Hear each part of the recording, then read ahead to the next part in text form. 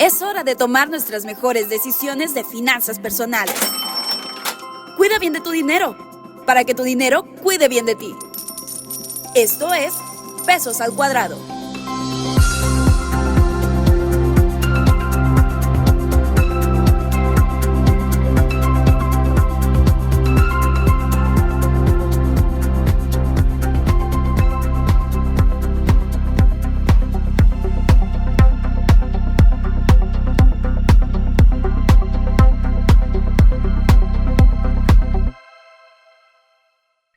Dentro de nuestras conversaciones, tanto para Imaginarte y Pesos al Cuadrado, tenemos ahora el honor de platicar con un autor de América Latina que tiene una idea innovadora, que es la de que nosotros nos convirtamos en nuestros propios CEO.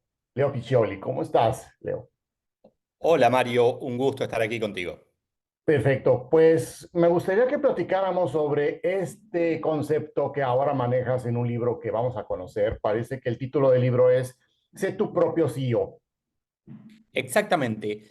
A ver, el mundo está cambiando mucho, de eso no hay discusión. Le puedes preguntar al último empleado que entró a Blockbuster, ¿no? Todos hemos tenido nuestra tarjeta y ya nadie se acuerda de BlackBerry, de Kodak, de tantas marcas que tal vez el año pasado existían y hoy ya no. Pero lo mismo pasa con las carreras. Las carreras están cambiando cada vez más rápido y hoy, además de haber profesiones, ingeniero de prompts, por ejemplo, en inteligencia artificial, que más allá de si van a existir en el futuro, son nuevas.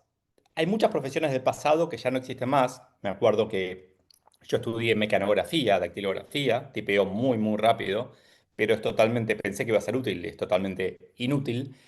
El mundo cambia tan rápido que mi propuesta es que nos dejemos de esperar a que el Estado, la escuela, la empresa o nuestro jefe nos guíen hacia ese futuro, a ser exitosos más adelante, y pasemos a ser nosotros los líderes de nosotros mismos, ¿no? Por eso digo, sé tu propio CEO, es porque estoy convencido de que cada uno de nosotros tiene que tomar la responsabilidad de su carrera, sea un negocio, sea empleado, incluso te digo en la administración pública, sea donde sea, vamos a vivir cada vez más años y por lo tanto vamos a, entre comillas, sufrir cada vez más cambios. Y esas comillas son puestas adrede porque podemos sufrirlas o no, depende de nosotros.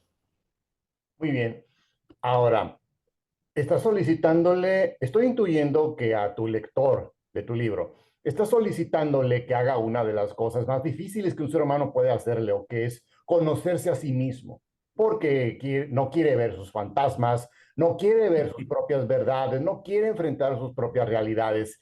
No corremos el Pero, riesgo de que ese lector empiece a ver sus fantasmas, empiece a sudar y empiece a hacerse para atrás y decir, no, lo siento, no puedo hacerlo.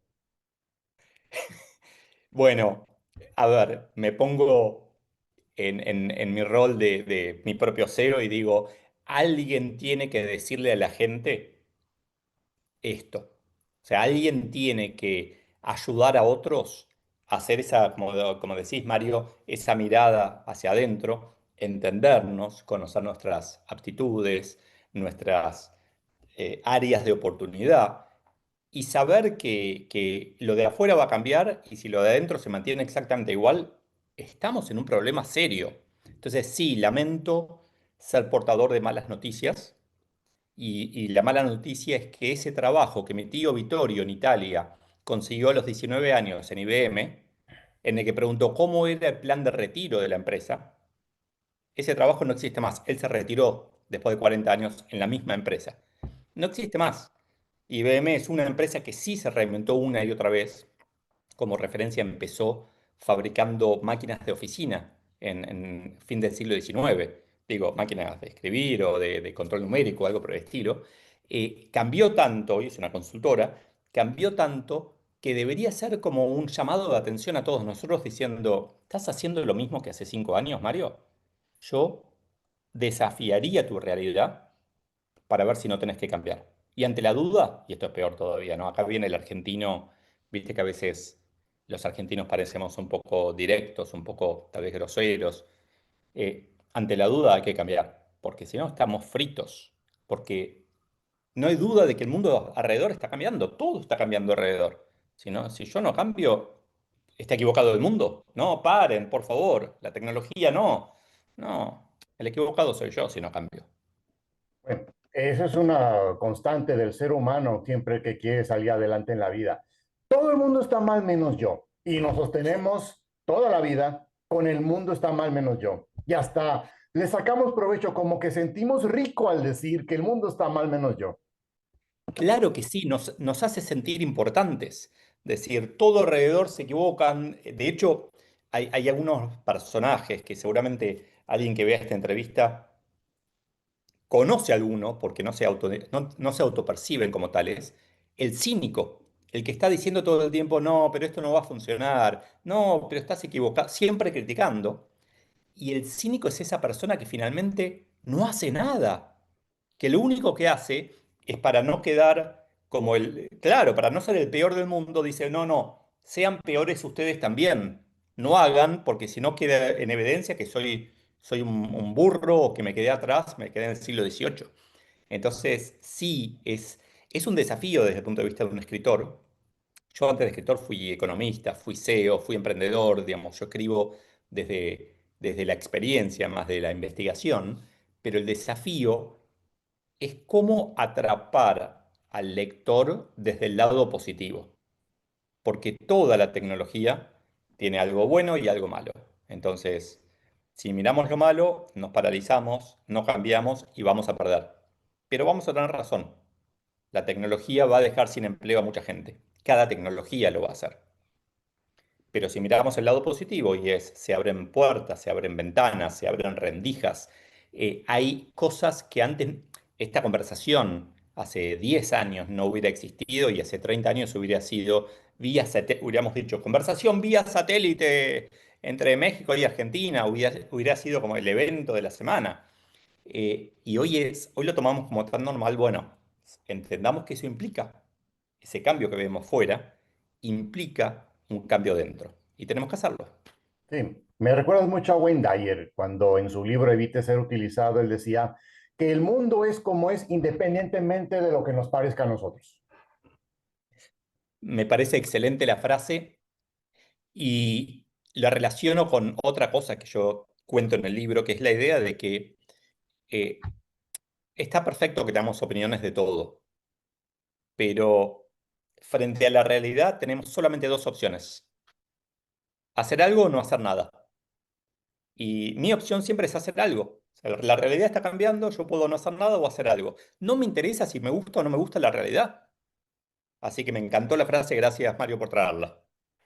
Bueno, en el libro te has dirigido, has platicado, has reflexionado con una serie de personas que cada una en su momento tuvo su transformación hasta haber sido cada una su propio CEO.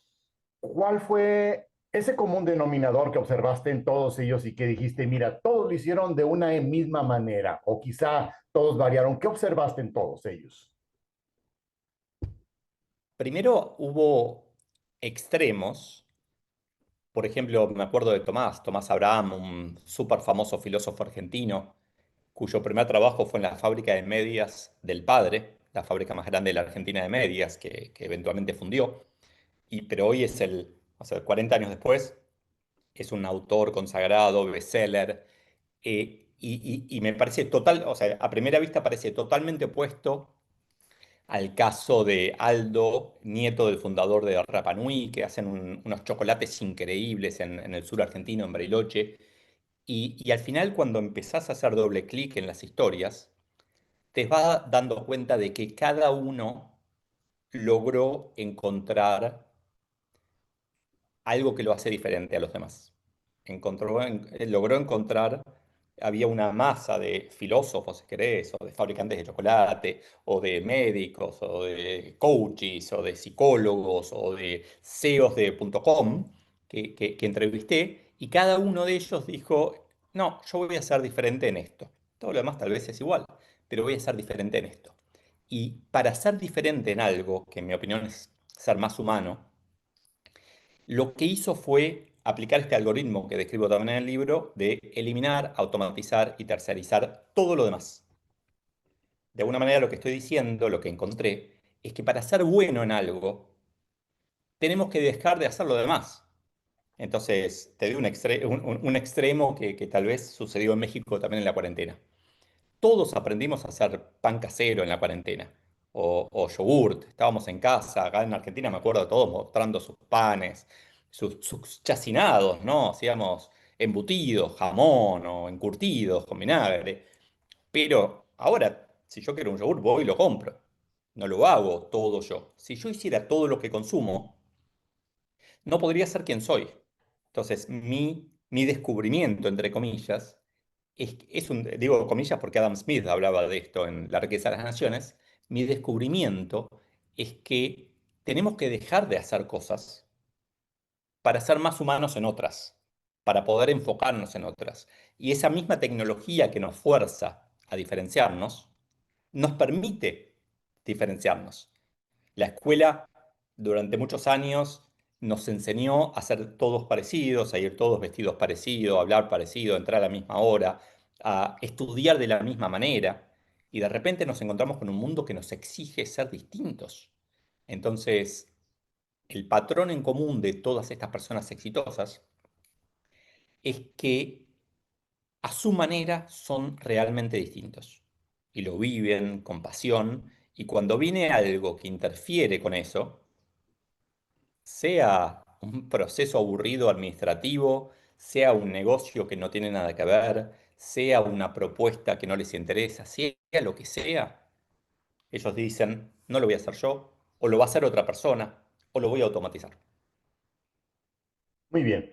Ahora, Leo, ¿por qué hay seres humanos que queremos tener 20 brazos a la vez? Porque si contrato gente y que esas personas están haciendo un trabajo que les he encargado que hagan, ¿por qué habemos personas que llegamos con ellos y dicen, no lo hagas, déjame hacerlo yo mismo? ¿Por qué? Hay dos factores influyendo ahí. Uno es nuestra inseguridad desde el punto de vista de la delegación, desde el punto de vista de dejar que otro haga las cosas. De hecho, lo veo muchos en empresas, en donde muchos jefes son lo que llamamos micromanagers, se meten en el detalle de todo lo demás, tanto que se superponen, ¿no? Que están mirando por encima del hombro del empleado que está haciendo un Excel y le dice, ahora pone suma, ahora pone buscar B, ahora pone tal cosa. Y al final, bueno, el empleado se resiste, pero la respuesta natural es, vení, hacelo vos. Si fuera argentino le diría, vení y hacelo vos. Eh, por un lado, ese jefe es un jefe para mí inseguro, es un jefe que tiene miedo de perder su lugar y entonces prefiere meterse y hacer las cosas indirectamente que ser mucho más potente y delegar mejor.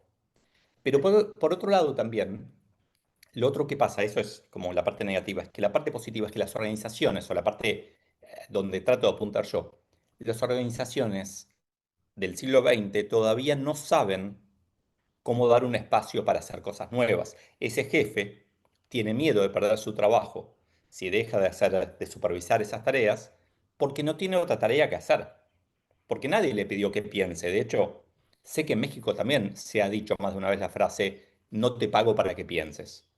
Y claro, y ese es el mundo del siglo XIX, del siglo XX. En siglo XXI, yo, Mario, te pago para que pienses. Entonces, para que puedas pensar, Mario, jefe o cualquier otro jefe, tenés que poder no estar todo el tiempo haciendo, no estar todo el tiempo simulando que hace, ¿no? Supervisando, reclamando, exigiendo, verificando. No, el siglo XXI es un siglo en donde tenemos que finalmente entender que somos personas de valor si el otro reconoce ese valor, si estamos dando ese valor. Pero a mí, que hagan la tarea duplicada o que la gente que se aferra a la silla, ¿no? Yo estoy convencido que las personas tenemos que cambiar de trabajo cada X años, 3 4 años. Y cuando veo que en una empresa le dan, en Argentina es común, un reloj para celebrar los 25 años. Y yo digo, por favor, no es un motivo de celebración. Es una persona que me preocupa honestamente qué va a hacer los próximos 25 años laborales, porque tal vez trabajemos hasta los 70. Hasta, o sea, si vivimos hasta los 100, ¿hasta cuándo vamos a trabajar? Es como, sé tu propio SEO es para mí una semilla de la disrupción que estamos viendo en el mundo para plantar en cada persona y que seamos parte positiva de esa disrupción y no víctimas. Muy bien. Ahora, hay una confusión importante en millones de personas que han sido emprendedores, que buscan emprender, que en realidad se tratan todos ellos de autoempleados. Una cosa es emprender y otra muy diferente es ser un autoempleado. No corremos el riesgo, Leo, de que muchas personas que busquen ser sus propios CEOs simplemente continúen siendo autoempleados. O sea, un autoempleado disfrazado de CEO. Muchas veces pasa de verdad, ¿no? Pasa que una persona simplemente, no, yo soy médico, pero soy CEO de mi consultorio, ¿no? Y que en realidad soy médico, o sea, es lo mismo que llamaba a un médico, no, pero tengo una secretaria. A ver, creo que hay dos tendencias en pugna aquí, porque hay una tendencia que no te conté, que se suma a todo esto. Por un lado, está esta tendencia a que cada uno sienta que es más una empresa que una persona trabajando y dando servicios, vendiendo sus horas. Pero hay otra tendencia para mí, que es que se acabó la época de las empresas mamut, esas empresas elefantiásicas que tienen 200.000 empleados, bueno, alguna tal vez sí, pero que tienen muchos empleados haciendo lo mismo. Esas, bueno, el área de Monterrey es un ejemplo claro en donde hay mucha industria y la industria hasta hace 100 años eran obreros haciendo tareas repetitivas. En los 50 empezó a automatizarse un poquito, después cada vez más, cada vez más, cada vez más. Y hoy la industria automotriz en México está llena de robots. Entonces, ¿qué va a pasar con el tamaño de las empresas? Me pregunto yo. Y yo creo que las empresas, las grandes van a tender a achicarse en cantidad de gente. Van a tender a tener menos empleados mejor pagos. Ahora, ¿va a haber más desempleo? Yo creo que no. O sea, yo estoy trabajando para que no. Porque creo que buena parte de esos empleados que hacían tareas repetitivas son mucho más potentes haciendo otra cosa, siendo sus propios CEOs. Tal vez algunos sean autoempleados y simplemente vendan horas, pero otros van a tener la oportunidad de crear valor de una u otra manera. Yo lo veo en Argentina muy clarito hoy con la reducción que está habiendo de la nómina de empleados públicos. Hay muchas personas que tenían un puesto cómodo, confortable, en donde cobraban sin tener que esforzarse demasiado, y ahora se encuentran con el desafío o la oportunidad de inventar algo que sea de valor para otros y que los haga ganar mucho más dinero. No es solamente no costar impuestos, sino que es el capital humano que tiene un país aprovechado al máximo. Entonces, creo, a ver, yo soy muy optimista con respecto a todo esto y eso me motiva a empujar a la gente a actuar, a empujar a entender esto que decías, Mario, al inicio de ¿en qué soy bueno? ¿En qué soy malo? ¿O en qué quiero mejorar? El autoconocimiento. Y a partir de ese autoconocimiento, entender, empatizar con los demás y saber dónde está el valor. ¿Qué es lo que puedo dar yo por otros? Y ahí decir, si yo puedo dar este valor por otros, lo puedo cobrar. ¿Cómo hago para cobrarlo? ¿Cómo hago de esto un negocio? Y así nacen influencers, ¿no? Que tal vez es un concepto ridículo en el siglo XX y que hoy está lleno por todos lados de influencers de cualquier cosa, influencers de flores, influencers de, obviamente, de comida o de libros o de lo que quieras. Creo que influencers de videojuegos, por favor, nunca pensé que iba a existir gente que juegue videojuegos y ganen dinero por jugar. Que tengan un Bueno, equipo, que entrenen el videojuego. Me parece una locura. Bueno, tal vez los influencers existen desde que existe la comunicación en el ser humano, porque hay una teoría Bueno, que se llama la teoría de las relaciones parasociales de mediados del siglo XX, en donde, sí, sin echar tanta cosa, decía que si la actriz, que si el comediante, que si el conductor decía esto, era la ley y párale de contar. Solo que ahora Bueno, existe a través de la democratización de que yo, por mi lado, tú por tu lado, cualquier persona por su lado lo puede hacer. Esa es una diferencia importante que observo. es que hago doble clic o subrayo esa palabra democratización. La tecnología nos acercó a todos a estar en una pantalla de televisión o de celular, si querés. Nos acercó a todos a tener una cuenta bancaria o a comprar y vender productos sin tener una tienda física, a aprender lo que querramos, a comunicarnos con otros. Entonces, creo que esa democratización nos pone en un pie de igualdad. Todos van a decir, pero acá en México, acá en Argentina hay mucha desigualdad. Sí, pero hay mucha menos desigualdad que hace 100 años. Pero además de eso, hoy el paso inicial, el punto de comienzo de cualquier carrera, tiene, es tan parejo tecnológicamente. Digo, la persona más millonaria del mundo tiene el mismo celular que yo.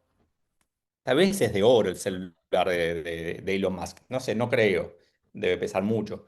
Pero tiene el mismo celular. O sea, no tiene mucho más que yo en cuanto a acceso. Y me parece mágico eso. Es un momento para aprovechar.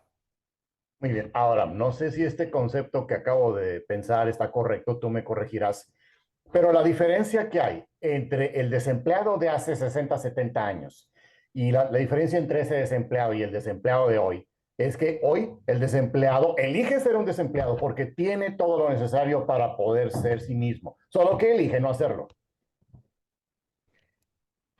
Si yo te digo que sí, me va a odiar un montón de gente desempleada que está convencida de que es culpa de otros. Porque veo mucho, o sea, mi opinión es que sí, coincido. Veo mucha gente que prefiere quedarse en una situación, como hablábamos al inicio, de víctima. De, no, yo tengo 45 años, a los 45 no se puede encontrar trabajo. Y al rato viene, a los minutos viene alguien y me dice, no, yo tengo 23, a los 23 es imposible conseguir trabajo. Y después viene uno de 60 y me dice, acabo de conseguir un trabajo genial. Y yo digo, pero ¿quién tiene razón? Y finalmente hay una frase, ay, ya no me acuerdo de quién es, pero que me encanta, que es, tanto si crees que es culpa de otro como si no, tienes razón. Porque, en definitiva, si vos crees que es culpa de otro y que otro se tiene que... no vas a hacer nada y va a ser culpa de otro. Pero si vos crees que más allá de la culpa tenés la habilidad de responder, la responsabilidad, ¿no? Responsibility de alguna manera es un juego de palabras, pero la posibilidad, la habilidad de responder, te empodera y podés hacer algo al respecto. Entonces, sí, yo creo que hoy el que es desempleado y se queda quieto, es una decisión. Puedo aceptar que alguien sea desempleado y no tenga herramientas, pero no puedo aceptar que no las busque, no puedo aceptar que no las cree, no puedo aceptar que, digamos, desde su propio celular, seguro tiene una habilidad por la que puede cobrar. Y, y además, el mundo es tan chico ahora, somos 8.000 millones de habitantes, pero estamos conversando, una persona en México, una persona en Argentina, y al mismo tiempo hay gente dando servicio a Irlanda, o desde Costa Rica a México, desde Singapur a Roma. Y me acuerdo hace poquito veía una experiencia, una operación de un cirujano que desde China, de Shanghái, operó en Roma con un robot, ¿no? Con Da Vinci. Y digo, wow, o sea, cirujanos remotos. No sé si me animo a que me opere un cirujano remoto, pero si es el mejor cirujano del mundo. Entonces, para mí todo eso tiene que hacernos pum en la cabeza y nos tiene que despertar esas ganas de investigar. Entonces, al que me dice, yo no consigo empleo, le digo, ok, no conseguís empleo, inventátelo. Hay una forma de que des valor y lo cobres. Tenés que encontrarla, pero existe, sin ninguna duda. Puedo ser un poquito naiva a veces, pero yo estoy convencido de eso. Ujú. Pues eso nos lleva a volver a reflexionar el concepto que hace un momento manejamos, el del autoempleado, ser mi propio patrón. Totalmente, y creo que el futuro va a tener más autoempleados, va a tener más CEOs. Hay una frase, tal vez en México la dicen, no tantos acá hay demasiados caciques y muy pocos indios. En referencia a una empresa donde hay muy poca gente que hace y mucha gente que da órdenes. Y yo creo que el mundo es un poco así, es un mundo en donde vamos a ser más. A ver, los indios van a ser los robots, los indios en el sentido de esa frase nada más, ¿no? Pero el que va a hacer las cosas va a ser el robot, va a ser el software, va a ser el algoritmo, va a ser el robot el auto que se va a manejar solo o el robot que ya vemos que va a levantar las cosas en el depósito. Entonces, creo que tenemos que aceptar ahí que si las tareas repetitivas las van a hacer los robots, los humanos vamos a hacer las otras. Sí. Hay que descubrir cuáles. Muy bien. Leo, hay un concepto que necesito retomar, que lo mencionamos hace unos momentos, que es el concepto del cinismo. En la actualidad, en el mundo laboral, muchas veces son tantas las dinámicas, el trato con diferente tipo de personas, que de vez en cuando, y no es que siempre, usamos el cinismo, pero en dosis pequeñitas, como una coraza de protección, tratando de no convertirme en aquello de lo cual me estoy defendiendo. A veces los seres humanos no medimos esa dosis de sí mismo y es cuando entonces nos convertimos en aquello que criticamos bastante. Este, cuando la persona se convierte y toma su decisión de ser su propio patrón, de ser su propio CEO, ¿tú cómo aconsejarías que manejáramos este recurso del cinismo? Quieras que no somos humanos y lo traemos. Eh, Mirá cómo lo voy a decir bien, bien bruto, ¿eh? Yo creo que a los demás no les interesa mi opinión, salvo que me la pregunten. Entonces, creo que el tema del cinismo se resuelve en buena parte guardándonos nuestras opiniones. Es como que las redes sociales nos llevaron a opinar de todo, a ser especialistas en todo, y no lo somos. O sea, yo soy economista y no me siento competente para hablar de ciertas cosas de economía. Entonces, me cuesta, porque tengo como un impulso a opinar de todo, pero la verdad es que mejor me lo guardo. Si me preguntan, digo lo mismo sobre una carrera, sobre un negocio, me pasa muchas veces. En mi cuenta de Instagram me preguntan, hoy me preguntó alguien, Leo, ¿qué opinás sobre el profesorado de idiomas? Traductorado y profesorado de idiomas. Y me costó mucho, porque en realidad no quiero decirle que creo que el traductorado no tiene futuro en absoluto y el profesorado no sé. Pero me lo pregunto directamente. Entonces ahí no estoy siendo cínico, estoy respondiendo a la pregunta. Ahora, si me cruzo con alguien que está estudiando, estoy en una reunión social, en una fiesta, y alguien dice, no, yo quiero ser traductor de idiomas, porque vio la película El intérprete hace 25 años con Nicole Kidman. Y quiero ser intérprete instantáneo. Y yo no tengo o sea, no hay ningún motivo por el cual yo tenga la obligación de decirle que me parece que es una persona que va a fracasar en esa carrera. ¿No? Me callo la boca, elijo no decirlo. Es de vuelta a ser protagonista, ¿no? De nuestras decisiones. Esa incontinencia verbal que nos dieron las redes sociales, tenemos como que ajustarnos un poquito y decir, ¿esto aporta o no aporta? Estamos todos construyendo. ¿Qué es mejor? ¿Que espera que me lo pregunte o decirle directamente, me parece una porquería lo que vas a hacer porque ya te reemplazó una IA? Antes de que empiece la carrera te reemplazó una IA, que es lo que le diría mi criticón interno, ¿no? Entonces, para mí, tenemos que entender un poco más que estamos en el negocio de hacer, en el negocio de construir. Si vos te fijás, nunca un... Nunca Brian May, guitarrista de Queen, criticaría a alguien que está haciendo sus primeros acordes con la guitarra. Alguien excelente en algo no va a criticar a alguien que está tratando de aprender. El que critica suele ser el que no se animó a hacerlo, el envidioso, el que se quedó en el camino, el que Sí, no tiene el coraje de probar. sí. Entonces, Nuestra sociedad está llena de críticos, hasta pagamos para escucharlos. pero obvio, obvio, porque aparte esa crítica despierta como algo en nosotros sí, claro, con las teorías conspirativas, sí, claro, es culpa de esto, es esto, es esto, es esto, y nos sirve para explicar nuestro propio fracaso. Pero de verdad, fíjate a quién critica la gente exitosa. ¿Alguien genial en algo está criticando a otro? No, por lo general no, salvo que sea su negocio, ¿no?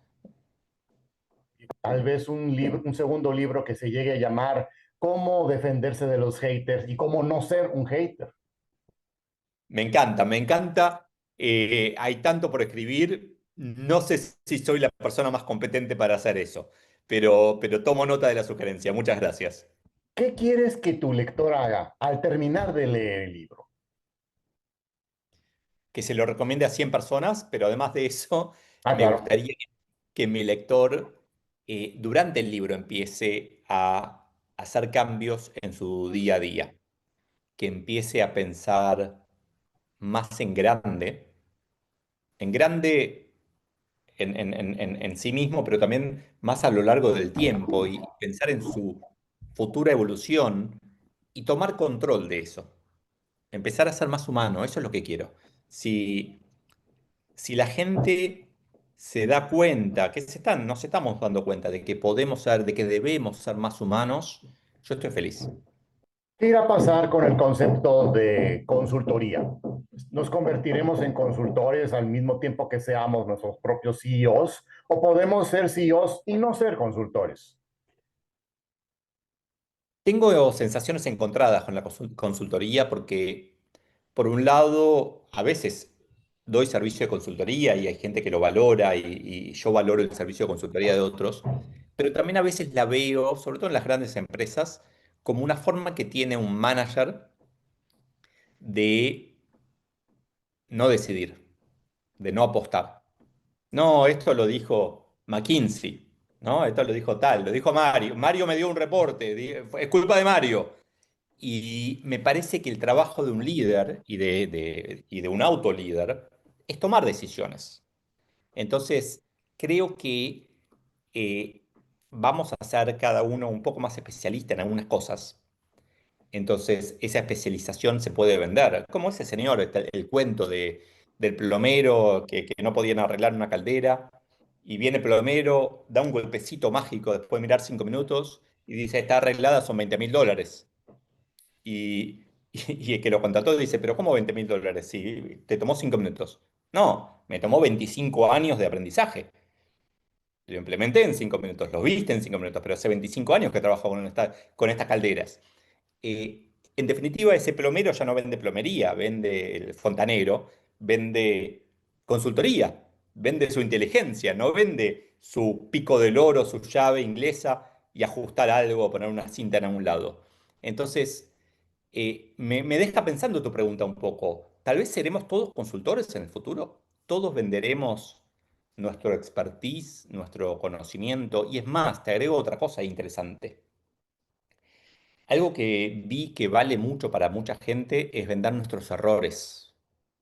Es, el error es la mejor forma de aprendizaje, pero la gente no quiere equivocarse. Entonces, si alguien va a hacer algo parecido a lo que voy a hacer yo, o a lo que hice yo le puedo contar cómo lo hice y en qué me equivoqué. Y le estoy dando un shortcut, le estoy dando muchos atajos a la otra persona para evitar mis errores. Entonces, tal vez ahí si hago un negocio de esto, después te lo reconozco, Mario, porque la verdad que me parece vender errores. Me parece una punta muy interesante para presentar la consultoría. Porque muchas veces el consultor es alguien que es genial presentando, genial haciendo PowerPoints, pero nunca hizo nada. Entonces, no me sirve mucho. Es como una búsqueda en Google o una consulta en ChatGPT. No, yo quiero a alguien que lo haya hecho, que me cuente de verdad qué le pasó, qué sintió cuando probó esto. Me gusta, vender errores. Oye, pues sin proponérmelo, he dado dos ideas para futuros libros sobre los haters y sobre consultoría. Eso me encanta, Mario. Tenemos que hablar más seguido entonces. Sí, bueno, ¿dónde podemos conseguir tu libro, Leo? Mi libro lo encuentran en todas las principales cadenas de México. Está en Sanborns, Gonville, está en Gandhi, está en todos lados. Está también online, donde quieren buscarlo. Lo encuentran en todos lados. De hecho, yo tengo acá mi copia también de Kindle. Aparte es un libro súper visible, súper llamativo, ¿no? Bien amarillo con violeta. Y también me pueden encontrar a mí en cualquier lado, en cualquier red social. Soy bastante intenso, bastante pesado, así que no les recomiendo que me sigan. Pero bueno, si me siguen, bienvenidos. Estoy sobre todo en Instagram y la red social más aburrida del mundo, que es LinkedIn. Y además lo que pueden ver en el sitio setupropioseo.com, hay varias de las entrevistas que hice para construir el libro, están publicadas ahí. Entonces, si alguien quiere empezar el recorrido, a entender el libro, puede ver esa charla que tuve tan linda con Tomás Abraham, el fabricante de medias que se convirtió en un filósofo famosísimo, y entender por qué es importante esa charla y cómo impactó en el libro. Gracias por escucharnos en Pesos al Cuadrado. No dejes de cuidar tus finanzas. Hasta la próxima.